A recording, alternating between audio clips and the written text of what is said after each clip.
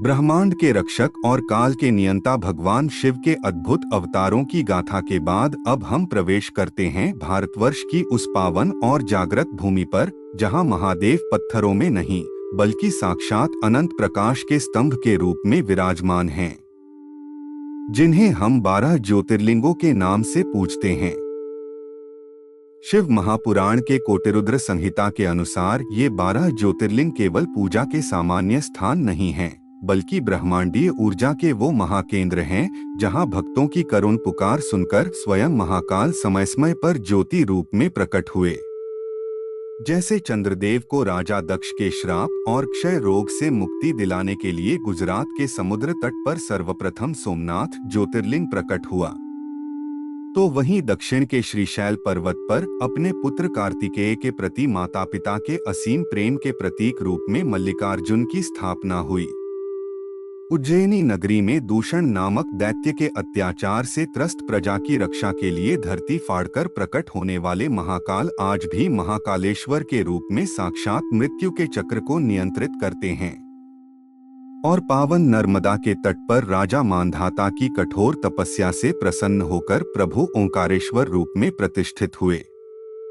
हिमालय की दुर्गम और अलौकिक चोटियों पर महाभारत युद्ध के पश्चात पापों के प्रायश्चित के लिए भटकते पांडवों को भैंसे के रूप में छकाने के बाद साक्षात कल्याणकारी रूप में दर्शन देकर केदारनाथ ज्योतिर्लिंग की स्थापना हुई।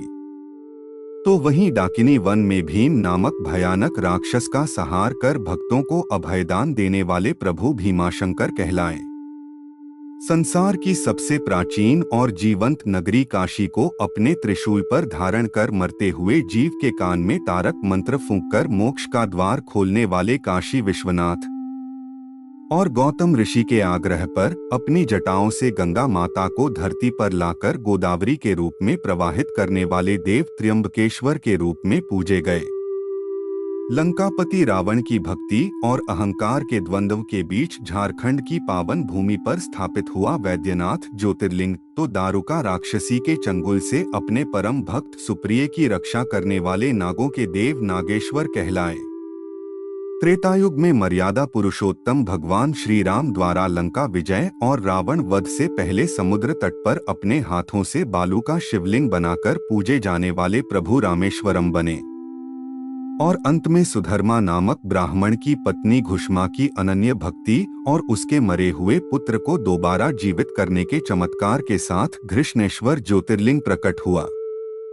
ये 12 ज्योतिर्लिंग साक्षात शिव के जागृत स्वरूप हैं, जिनके केवल नाम स्मरण मात्र से मनुष्य के कई जन्मों के पाप नष्ट हो जाते हैं और जीवन में असीम शांति का संचार होता है। लेकिन इन दिव्य ज्योतिर्लिंगों की गाथा के बाद अब शिव महापुराण का यह महासागर अपने अंतिम पड़ाव पर पहुंच चुका है, जहां छुपा है कलयुग के दुखों से मुक्ति का सबसे बड़ा महाविज्ञान और शिव ज्ञान का परम निष्कर्ष। आखिर क्या है ओम नमः शिवाय मंत्र का असली रहस्य, और कैसे इस महापुराण के श्रवण मात्र से बदल जाता है इंसान का भाग्य? यह सब जानने के लिए बने रहिए हमारे साथ और देखिए इस पूरी सीरीज का अंतिम और सबसे महाकल्याणकारी एपिसोड। हर हर महादेव।